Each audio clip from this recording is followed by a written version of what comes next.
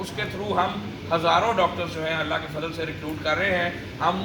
Consultants recruit کر رہے ہیں، ہم اسپیشلسٹ ریکروٹ کر رہے ہیں۔ اب جو اسپیشلسٹ مثال کے طور پہ اگر کوئی نیفرولوجسٹ آتا ہے تو اس کو اس کی جو اسامی ہے وہ ٹی ایچ پورینالا کی ہوگی، تو اگر اس نے یہاں سے ٹرانسفر ہونا ہوگا تو اس کو یہ نوکری چھوڑ کے کہیں اور جانا پڑے گا۔ ہر سال ان کا کانٹریکٹ رینیول ہوگا اور ان کے کے پی آئیز بنیں گے، کے پی آئیز میں پتہ ہوگا کہ ڈاکٹر صاحب نے کیا کام کیا ہے، اور ہائر اینڈ فائر کا اختیار دونوں کو ہوگا، وہ چھوڑ کے کہیں اور جانا چاہیں وہ جا سکتے ہیں، ہم اگر ان کی کارکردگی ٹھیک نہ ہو تو ہم ان سے معذرت کر سکتے ہیں۔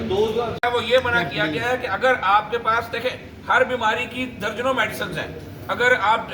سر درد کی بات کریں اس کی 15 کمپنیاں جو سر درد کی دوائی بناتی ہیں، ہم نے یہ کہا ہے اگر آپ کے پاس سر درد کی دوائی کسی بھی کمپنی کی موجود ہے تو آپ کوئی اور کمپنی لکھ کر نہ دیں۔ مثلا یہ نہ کریں کہ برانڈ اے جو ہے موجود ہے آپ برانڈ بی لکھ دیتے ہیں، سر درد کی دوائی ہونی چاہیے۔ تو اس کے ساتھ جو ایسی آپ نے بات کی کہ کوئی ایسی دوا اس کی زندگی بچانے کے لیے وہ ضروری ہو، تو ایل پی اسی لیے رکھی گئی ہے،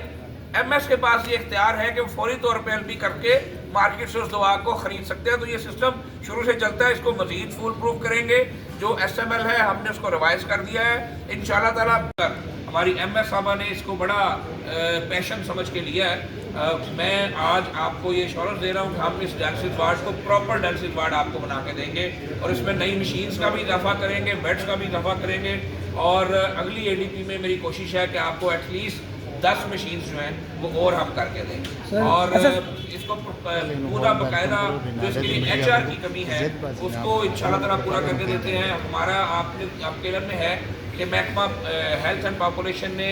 نیا ایک نظام ہائرنگ کا وضع کیا ہے۔ اب جو ڈاکٹر آپ کے ہسپتال میں آئے گا اس کی نوکری ہی آپ کے رینالہ ہسپتال میں ہوگی، اب وہ ٹرانسفر